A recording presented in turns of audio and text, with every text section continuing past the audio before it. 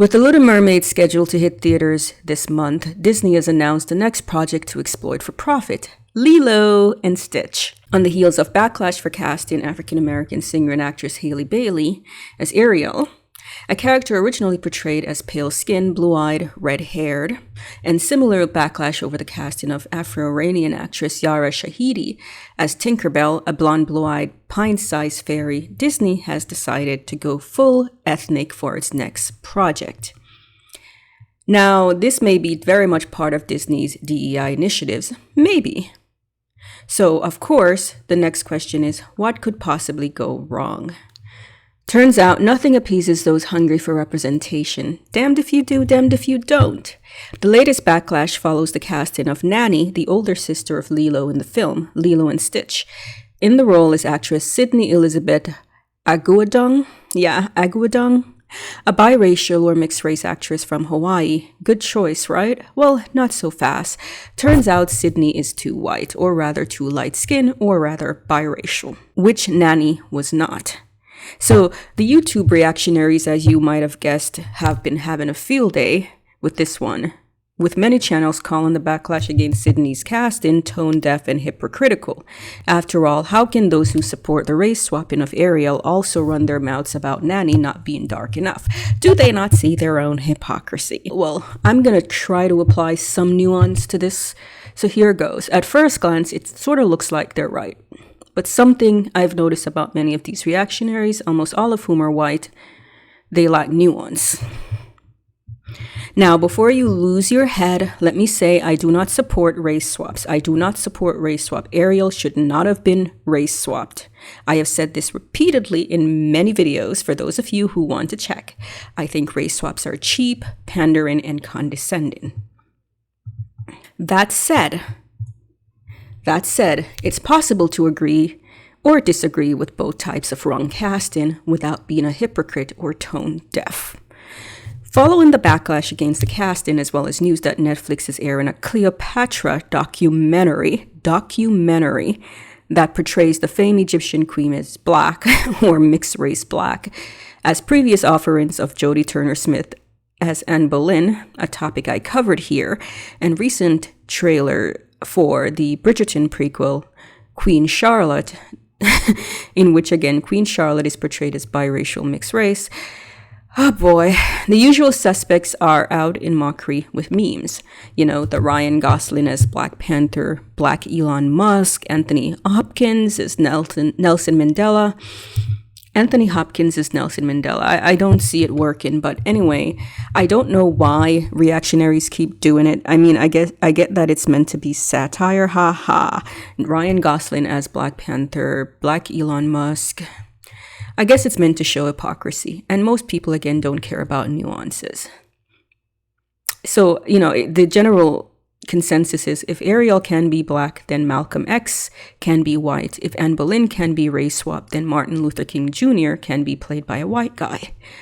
Oh, the simple minds and simple humor, how they think in black and white.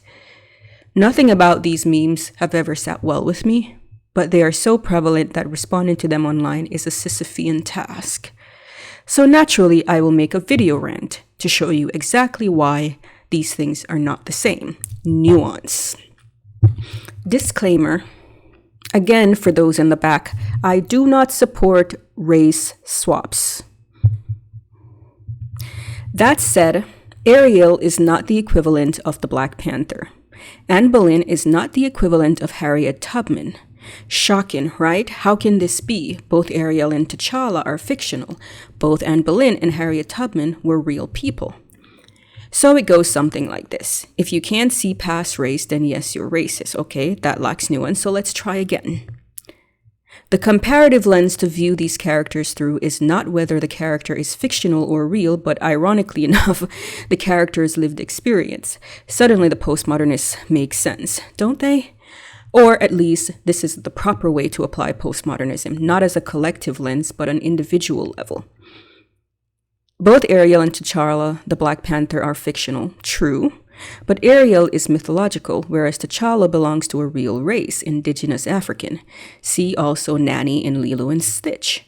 You can't compare mythological creatures to people, even if the people are fictional. I know that may sound confusing, but let me explain. T'Challa's kingdom of Wakanda is fictionally situated in a real African setting, as in, by all account, a landlocked country in Africa. The first white person to set foot there was Claw, the colonizer. This means that internal logic requires that we apply real-life understanding to its fictional existence. That is to say, the fictional existence of Wakanda. Consider that backlash also came for the biracial actress Amandla Stenberg when she claimed to have auditioned to play Shuri in the Black Panther. So let me explain again. Amandla Stenberg, a biracial actress, claimed to have auditioned to play the role of Shuri, the Black Panther's little sister, in the first movie. There was backlash because Amandla is biracial. She's half white. And many people argue that no biracial person should be in Wakanda. The logic being, the internal logic being, if such country exists, there should be no white people, and by default, no biracial people. Since, again, there are no white people in Wakanda to have given birth to Amandla Stenberg, or to have aided in her existence, since she's biracial. So there should be no biracial people in Wakanda in the same way there should be no white people. I think that logic makes a lot of sense. Amandla is the child of at least one white parent, and there are no white people in Wakanda. So how would she justify her existence in that world? It doesn't work. So you see, Ryan Gosling as T'Challa would make no sense to the internal logic that governs Wakanda's existence. Now you may be like, but what about Anne Boleyn, Cleopatra, and Queen Charlotte? They are real people. Yes, they are. They're very real, or were very real. They're all dead now, hundreds of years ago. But they're still not the equivalent of Malcolm X, Martin Luther King Jr., and Harriet Tubman. How so, you scream? How so? It's called narrative, or rather, the story being told. Anne Boleyn's story was not rooted in race or racism, neither was Queen Charlotte's or Cleopatra's. Their stories were tales of personal and political intrigue tied to scandal. Now you may discuss how sex and gender played a role in their lives, but wait for it, race and racism did not. Unless you can prove that Cleopatra's struggles were due to her race or something. Then again, according to leaked Sony emails, Angelina Jolie wanted to portray Cleo with an afro wig and a tan. Okay, never mind. Okay. The stories of Malcolm X and Martin Luther King Jr. are rooted in fighting against racial prejudice, discrimination based on race or skin color. They fought against Jim Crow laws and dehumanizing conditions that Black Americans were subjected to. Nelson Mandela did the same in apartheid South Africa. Harriet Tubman was escaping enslavement and barbarity, which had everything to do with her race. So you see, the narrative regarding these Black persons is in fact rooted in race and racism. So it makes no sense for Anthony Hopkins or Ryan Gosling or any other white actor to portray any of these people. And just a side note, isn't it telling that the only Black films cynics of race swapping can think of are real-life people stories rooted in slavery, segregation, and racism? Talk about diversity of options for Black representation in the media. They're all about race and racism. But now you say, dismissively, you're not just trying to prove a point of hypocrisy. Or you're just trying to prove a point of hypocrisy. Maybe. But there are better comparisons to make. You see, I am not opposed to memes of what if you cast a white person in a role that is meant to be Black. I'm just pointing out that the examples used, like Malcolm X and Martin Luther King Jr., and even the Black Panther, don't really make any sense to the internal logic of that world.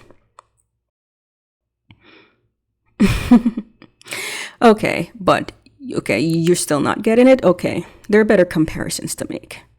There are stories where race and racism don't play a role. A perfect example of this is the Blade movies with Wesley Snipes. Wesley Snipes plays Blade, a half vampire, half human. There's really no need for Wesley Snipes' character of Blade to be black, because his story is not rooted in racism, oppression, slavery, or anything that is basically race or racism related. So, by all account, Blade could be played by any person of any race. Another example is Vixen in the comic series Wanted.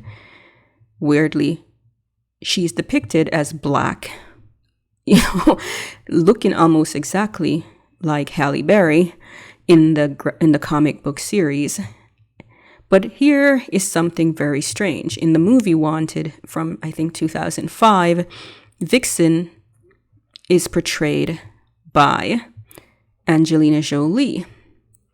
Yes, Angelina Jolie again, as in the same woman who wanted to play Cleopatra with an afro wig.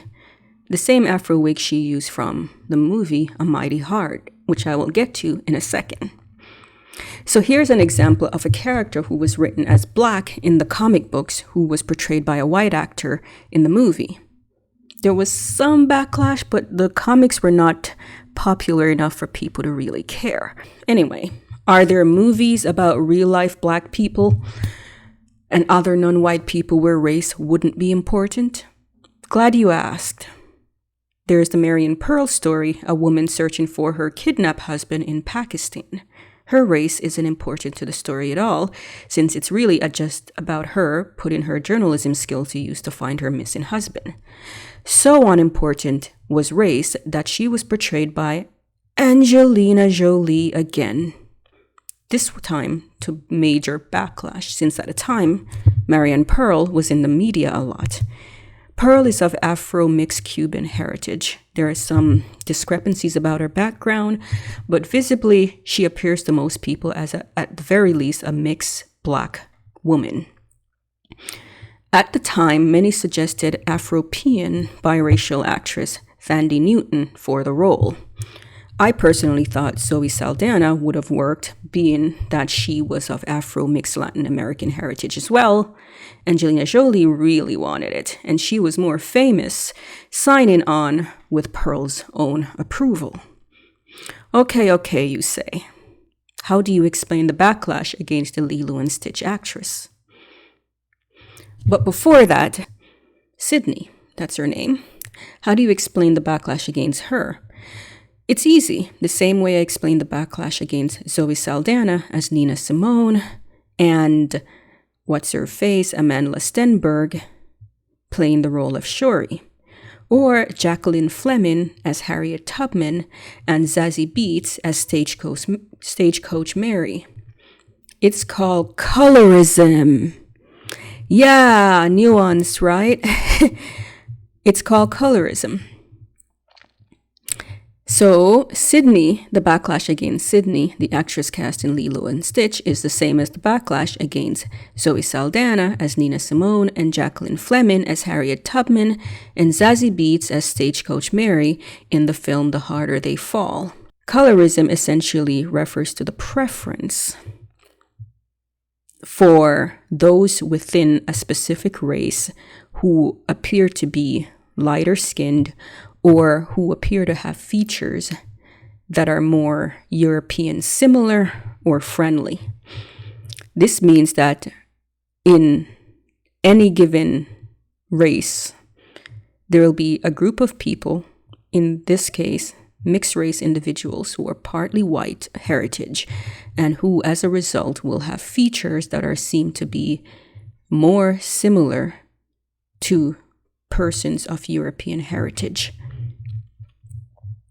And these persons are often preferred, mainly among Europeans and also among even people of that respective race. So for a long time, it's been known that Hollywood has a colorism problem. This might not be a thing to white people who often claim they don't see race or they cannot tell the difference between Zendaya and Lupita Nyong'o, racially speaking. I'm not going to touch that. But this has been glaringly obvious for non-white people. It overwhelmingly impacts the casting of non-white female characters, specifically black female characters. Mixed race actresses are overrepresented among the most successful actresses of their ethnicity or race, despite mixed race individuals making up a small percentage of said race or ethnicity that they claim to represent. So, for example, there are more mixed or mixed race, biracial, half-black actresses in the media than their percentage of the population, much less the black population. This results, of course, in lighter-skinned mixed-race actresses portraying monoracial persons, real and fictional, especially if said person is meant to be a romantic lead. I guess the point I'm making is this. Two things can be true at the same time, even if they seem contradictory. For consistency purpose, I am against both colorist casting as well as race swapping either way. I am equally against Ariel cast with a black actress as I am against Nani cast with a biracial actress. Both represent a tone deafness to race and its nuances. While I agree with those who are against the biracial casting of Nani, that is to say, the Sydney actress portraying Nani in Lilo and Stitch, I support the people who are against this. That's where the agreement ends. My observations about the supposed hypocrisy or cognitive dissonance, here goes. For those who are okay with Ariel cast as black, the reasons range from it's a mermaid to race is not important to the character, or it's revenge for whitewashing or corrective equity casting. The Ariel is a mermaid, get over it argument may infer a simplistic or dismissive understanding of genre fiction that dismisses the internal logic of a story because it's fantastical. The reasoning may also be intellectually dishonest. Race is an important school of thinking, is credible, but betrays itself insofar as it cannot justify the race swap, nor does it recognize cultural accuracy. A black female Viking might not have a woke story arc, but her presence in such a setting is culturally, historically anachronistic, which is to say, disruptive to the suspension of disbelief necessary to enjoy such yarns. Same rule applies to Black Anne Boleyn. Holders of such beliefs may say something such as, it's about opening people's minds, sigh. To logical inconsistency, sure. In previous video of woke diversity, I mentioned how the politics of such casting, made evident in interviews by cast and crew, can also break the fourth wall, making it equally disruptive to enjoy. So that is to say, the directors, actors, casting agents, producers doing interviews in which they talk about how important diversity and inclusion is to them and how this is about, representation and a necessary redress of balance can be disruptive to enjoying the actual work of fiction because it's a kind of breaking the fourth wall. You're watching it knowing that the motivation, the purpose of the casting is in fact political because they tell you that during the promotional tour. It's political. We're doing this for DEI purposes. In conclusion, let me say, I don't support race swap characters. I feel like I have to stress this over and over because people will be like, it doesn't matter. It's about proving a point. I don't support race swap characters. But for those who believe you're fighting the good fight by memeing Michael Fassbender as Malcolm X or Anthony Hopkins as Nelson Mandela, you are not making any sense either.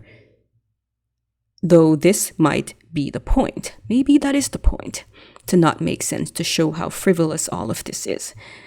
However, satire cannot be nonsensical or lack internal logic, since it would fail to highlight the purpose of the satire. The purpose of the satire, the subjects must be measurably compared. So if I'm more distracted by the fact that your comparison doesn't make any sense, your satire is going to go over my head. Tubman's story was racial sociological. Two different angles. So no, Anne Boleyn is not the equivalent of Harriet Tubman.